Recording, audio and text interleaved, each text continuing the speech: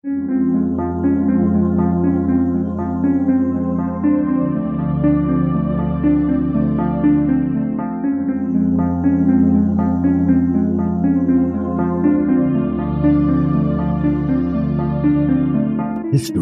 tells the story of the world and of our lives. Sometimes that history goes bump in the night.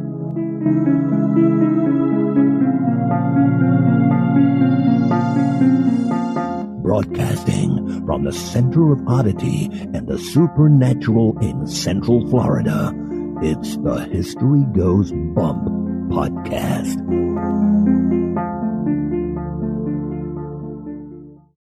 Hello, you spooktacular people. Welcome to History Goes Bump Redux. I'm your host, Diane. And this is Kelly. Kelly, on this episode, we're going to go back to the Old West, to the St. James Hotel. We first covered this, I think, back in 2016. There are a ton of stories here. On the original one, we were joined by a listener named Richard Cutshall, and I was tempted to pull that audio and throw it in here because he had some great stories to tell.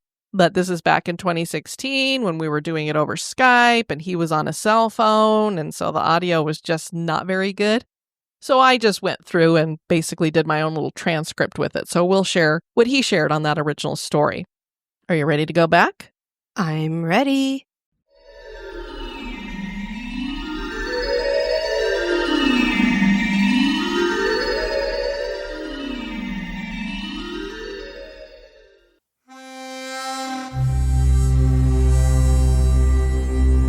The Old West in America is filled with stories about cowboys and Native Americans and outlaws and lawmen. This was a time when a man could die in the streets with his boots on or at the poker table holding the dead man's hand. A pair of aces and a pair of eights, all black. Cimarron, New Mexico was a prominent place in the Old West, and the St. James Hotel was built there in 1872. Cimarron was a wild town that played host to a veritable who's who of Old West gunmen, lawmen, gangs, and famous performers like Buffalo Bill Cody. The hotel itself was witness to at least 26 deaths, and now the hotel seems to be playing host to spirits. This hotel is reputed to be quite haunted, with at least 7 identified spirits. Join us as we share the history and hauntings of the St. James Hotel.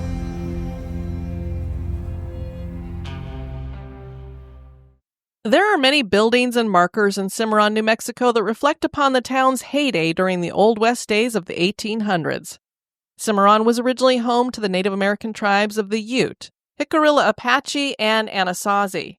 The town sits along the Cimarron River, and before it was established, it was a place along the mountain route of the Santa Fe Trail, which was established to avoid confrontations with the tribes in the area. A fur trapper named Lucian B. Maxwell came to northern New Mexico and stayed at a ranch there, where he fell in love with one of the owner's 6 daughters. He eventually married her and inherited the ranch and built a mansion on the land. He built the Aztec Mill nearby. This area that would later become Cimarron and several other towns was known as the Maxwell Land Grant. It incorporated a total of 1.7 million acres. Oh my. Wow! In 1870, Maxwell sold the land grant to a group of English financiers. Such a large holding is hard to keep squatters off of, and by 1873, a range war known as the Colfax County War had broken out between Maxwell and squatters. It would continue until 1888. That is a long war. 17 years they were fighting. Henry Lambert is the man who built the St. James Hotel, and pinning down details on him is difficult, as there are differing opinions and accounts on his life. Most agree that he was born in October of 1838 in Nantes, France, and moved to Bordeaux as a child. He came to the United States in 1858 and joined the Northern Navy during the Civil War. Some accounts have him working as a steward, and then he was employed by Ulysses S. Grant as a field cook. This employment lasted for 1 month, according to some reports. President Lincoln heard about Lambert's cooking, either from General Grant or through the grapevine, and he became the White House chef for Abraham Lincoln. But there's no official record that Lambert was a White House chef. There is a story that he owned a restaurant in the area. Perhaps he cooked for the president, but not in an official capacity. The family passed down the story, and the hotel maintains it, so maybe it's true. There's just no official proof. Henry named the hotel after himself and called it the Lambert Inn. It opened in 1872, and the saloon became a big draw. Fur traders, miners, cowboys, and explorers visited the saloon on their travel down the Santa Fe Trail. Bar fights were a regular occurrence in this rough-and-tumble place, and there are claims that as many as 26 people lost their lives in the saloon in shootouts. You gotta love that. Bunch of drunk people with loaded guns. Pew, What a pew. great combination. The reputation for violence sparked expressions around town like, "It appears Lambert had himself another man for breakfast." Oh boy, good grief. Henry added rooms in 1880 and fashioned them in such a way that the Lambert Inn came to be known as one of the most elegant hotels west of the Mississippi. Many famous names stayed at the hotel, including Bob Ford, who killed Jesse James himself, Buffalo Bill Cody, Annie Oakley, Doc Holliday, Billy the Kid, Pat Garrett, Blackjack Tom Ketchum. That just came up in the bonus cast that I did for our executive producers. We talked about Blackjack in that one. General Sheridan and Wyatt Earp and his brother Morgan.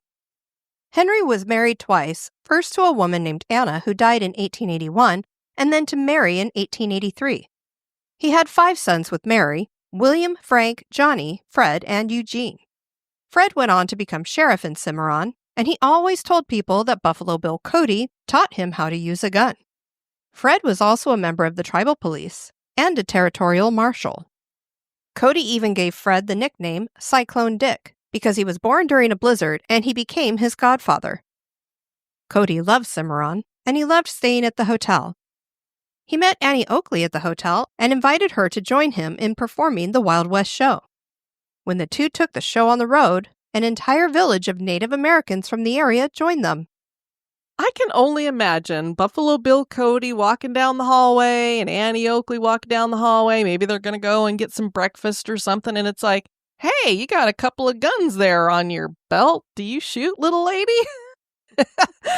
And I can only imagine when she's like, "Well, let me show you." And take her outside for some target practice. And he went, "All right, we're going to do a show." The roof was replaced in 1901 and more than 400 bullet holes were found in the ceiling above the saloon. Oh my word. That's a lot of shooting. Especially with only 26 people dead. Yeah. Guests were prevented from being killed with an errant shot by a double layer of wood in the ceiling. Because that would be Good. trouble, because the saloon is on the bottom floor, of course, and you got the rooms above. You're taking your life in your own hands. We think it's bad if you're over, like, some, especially Music. Music's too loud. Some of these old hotels have a bar in them too, and so then the music's kind of loud, and you're like, "Oh, it's so loud right underneath me." I'd rather have that than guns, being shot and bullets flying. There are still 22 bullet holes in the ceiling of the dining room to this day. The hotel did really well while the Santa Fe Trail was being used, but when the railroad came through, the trail died, and soon the precious minerals that brought miners also dried up. The population moved out of Cimarron. Henry died in 1913, and his sons tried to maintain the hotel. Mary died in 1926, and the hotel fell into disrepair. The St. James passed through numerous owners and was occasionally closed. In 1985, restoration was begun on the St. James, and it was brought back to its former glory, complete with antique chandeliers, brocade wallpaper, velvet drapes, mounted deer and buffalo, and original furnishings. Old hotel ledgers are also available to peruse. The hotel is separated into 2 parts. There is the historic area where 14 rooms have been kept in their rustic, former nature with no televisions, phones, or radios. And then there is the annex with 10 rooms that have all the modern amenities. The historic rooms are named for certain people who had stayed or owned the hotel at one time. For example, there is the Mary Lambert room and the Annie Oakley room. The old saloon is now the dining room, and the original antique bar is still there.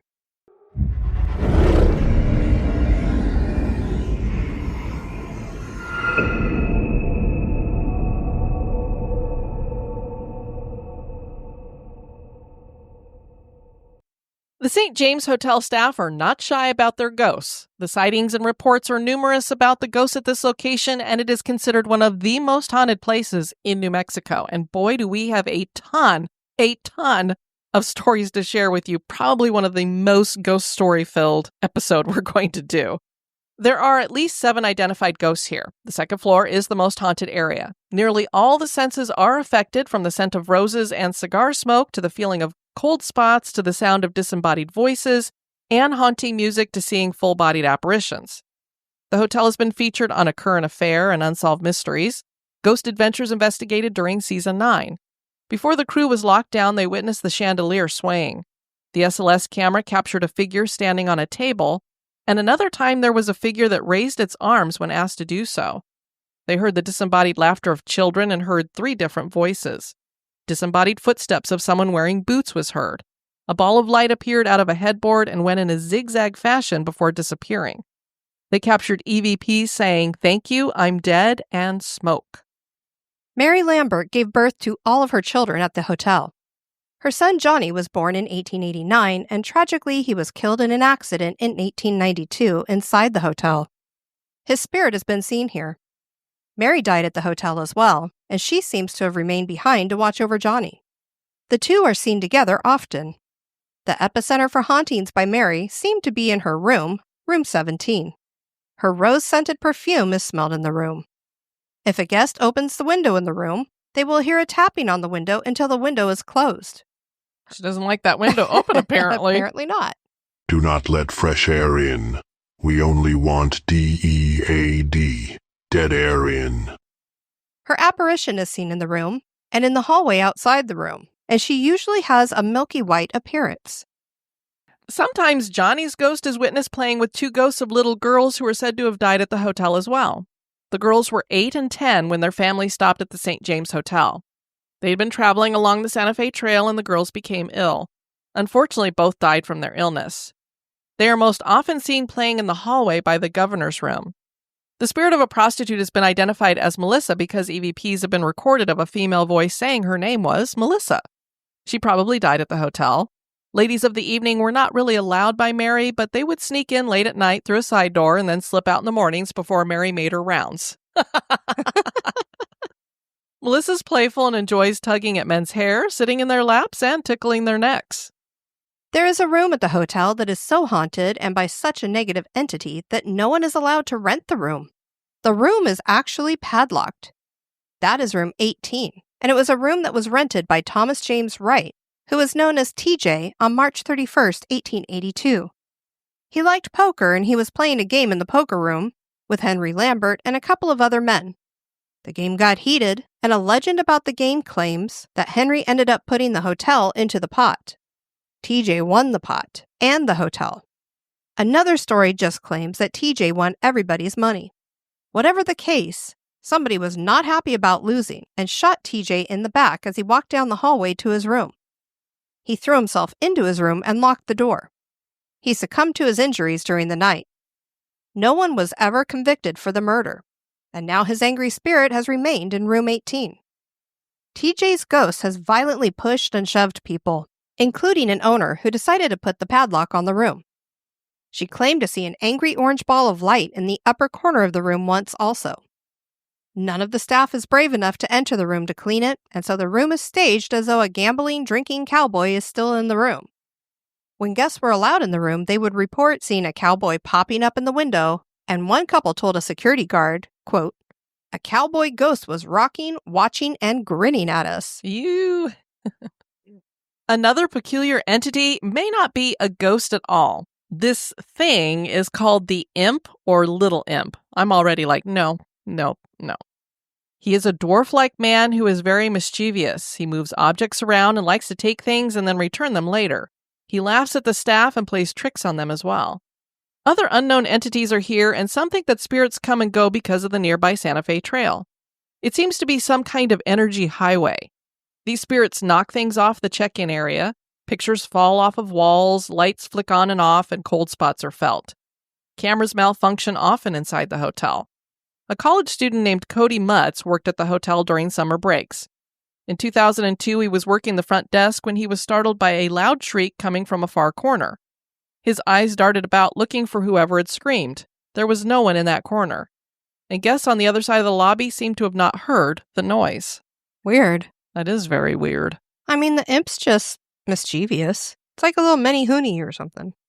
You know, we had one of our I think it was Karen Miller, had posted in the Spooktacular Crew about the Trilogy of Terror, that movie. And there was that little, it was like a little mini Hoonie doll or something. But it was like that little doll. And it was, I don't know, it was a creepy thing. That reminds me of that. And now a little break for a word about one of our sponsors.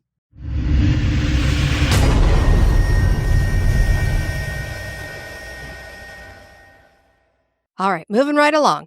Room 11 is the Wyatt Earp room. Jeffrey stayed in 1992 and wrote, I experienced a very strange dream while spending my first night in the Wyatt Earp suite.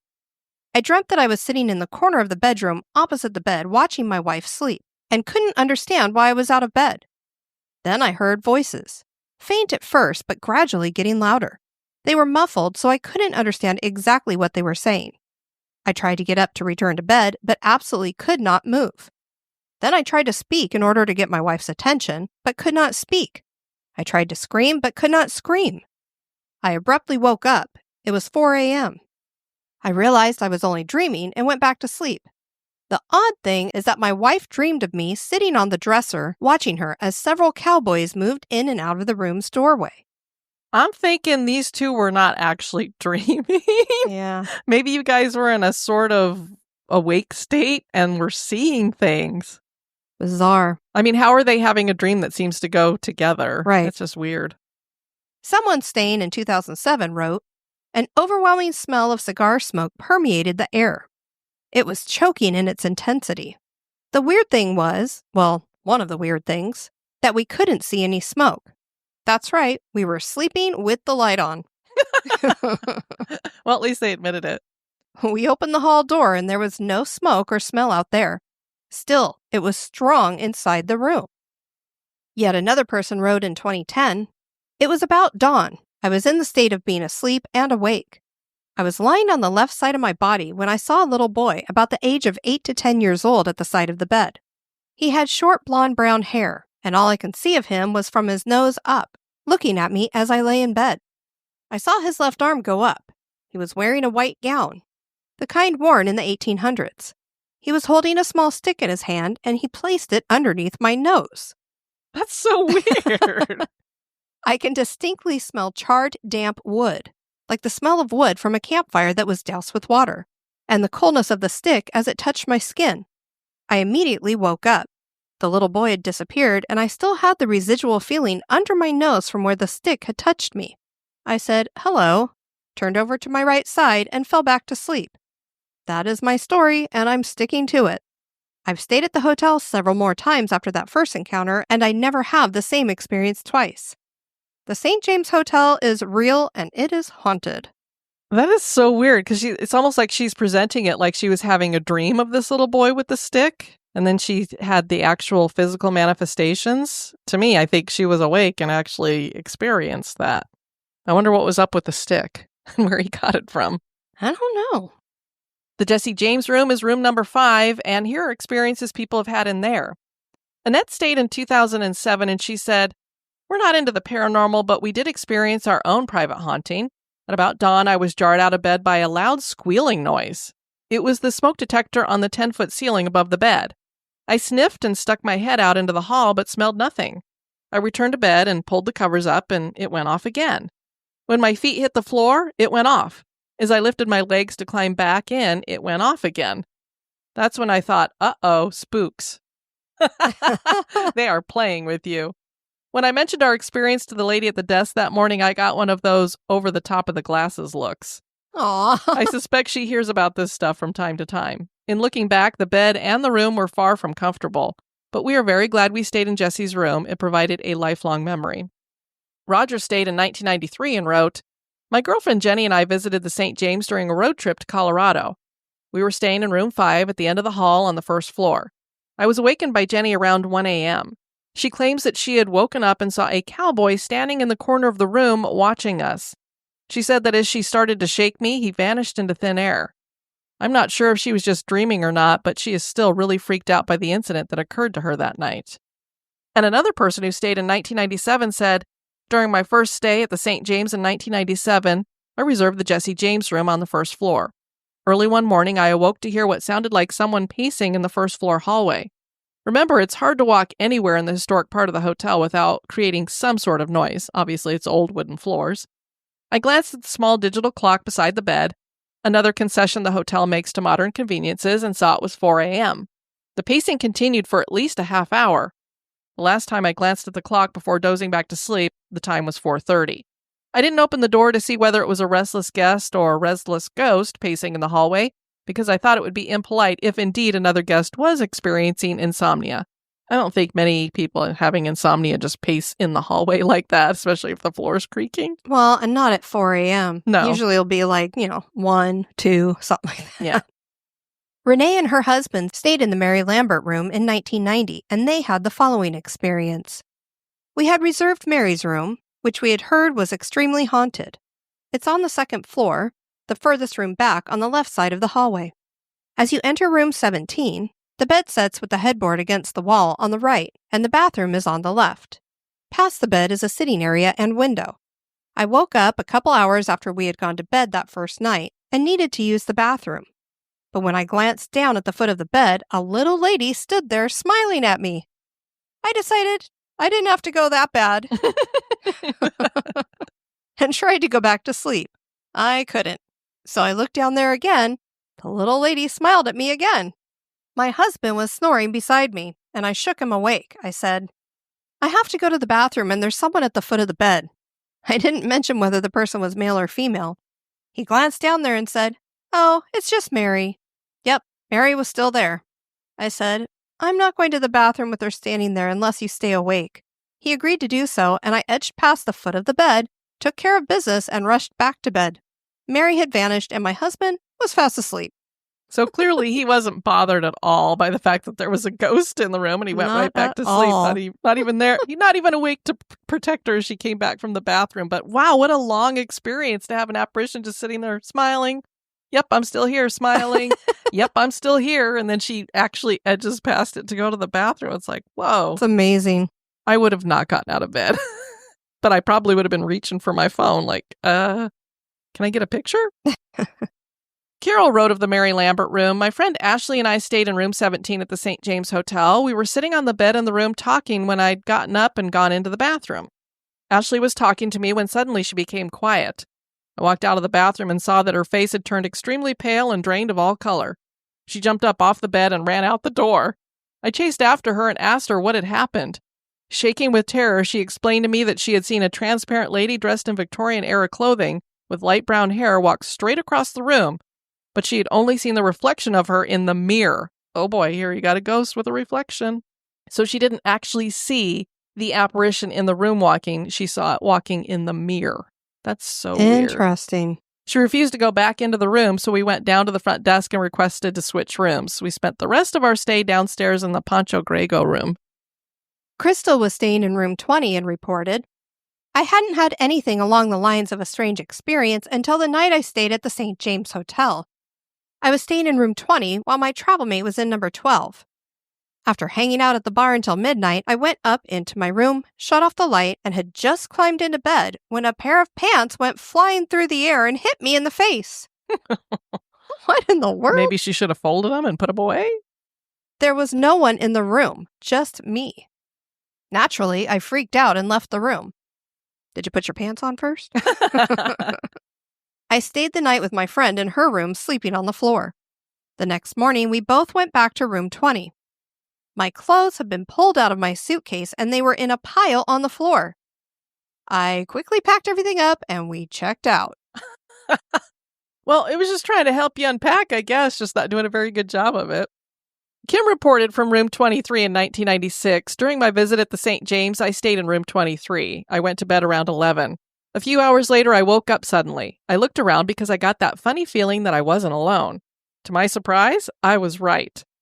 I don't know how I could see him because it was so dark, but there he was at the foot of my bed. I was frozen. I couldn't move nor speak because I was so scared. I tried telling myself, it's just a dream, but something about him scared the heck out of me. I couldn't figure out how I could see him. It was like he was darker than the rest of the room. Well, shadow figure kind of. Yep. I could tell exactly what he was wearing. He had on an all-black long coat with a hat. Despite being able to see all this, I still couldn't see his face. It was like he was a shadow, but solid. I then suddenly jumped, you know, the way you do when you're dreaming when you're falling?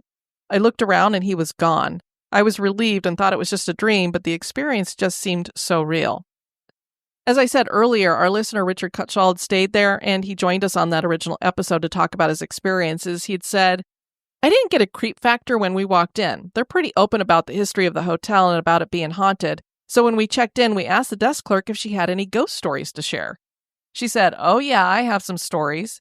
She told us that a couple nights before we got there was this couple who were saying that they had not seen a ghost and they were sort of disappointed. That was their first night. Their second night at about 2 a.m., they came running down the stairs with their stuff and said they wanted to check out and get out of there. Guess you shouldn't have been bragging about, no ghost bothered us. They were just scared to death. They described what happened. They woke up and there was a guy sitting in a chair looking at them. They'd been staying in the Mary Lambert room.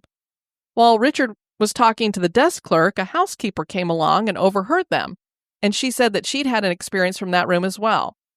She was getting ready to clean in there and the door was locked. So she knocked on the door and she said, housekeeping, and she heard someone inside say, just a minute.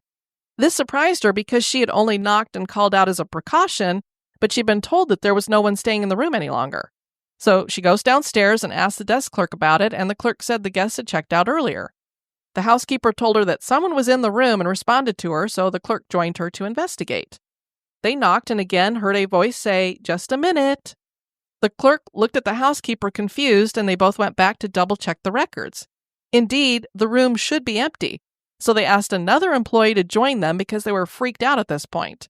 They knocked on the door, heard nothing, unlocked the door, and no one was in the room. Just a crazy story because the ghost stuck around through those first two incidents. I mean, that's pretty crazy.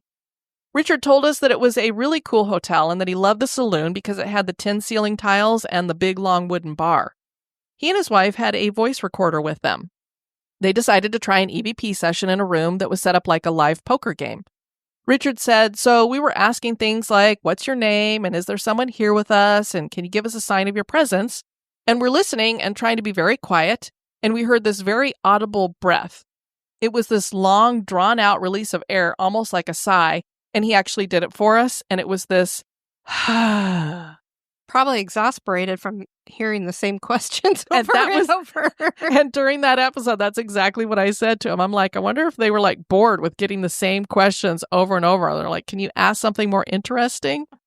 Richard said all the hair on the back of his neck rose up and it was like, whoa. And I thought, man, I wonder if they're mad, you know? It sort of sounded like they were either upset or in pain or something. It really spooked me. So he and his wife got out of that room and headed to their room, and they sat down for a minute and talked about it. So they later worked up the courage to return to the poker room. So they again asked, if someone's here, can you say something? And distinctly in the background, they caught an EVP of these very distinct 3 notes, like someone hit 3 keys on a piano. And that was an EVP, so they did not hear it audibly. It was just when they played back the audio. Now, there is no piano in that poker room. And I don't think there's a piano anywhere in this hotel anymore. Of course, there probably was in the saloon back in the day. Nothing happened during the night unless they slept through it. When they went to check out the next morning, they did have another experience. There was this overwhelming smell of roses. Oh, wow. Do members of the Lambert family still remain at the hotel after death? Are some of the cowboys of old still here roaming the halls? Is the St. James Hotel haunted? That is for you to decide. Wow, this place sounds like a great place to stay if we're ever in that area of New Mexico. I'm like, I want to stay there. First Absolutely. of all, the history with all of those old cowboys and outlaws and stuff, I would just love that to begin with. And then it sounds like every room in this place. And on this episode, we only shared a portion of what is out there. I mean, literally every room in this place has stuff going on. I want to stay in Mary's room.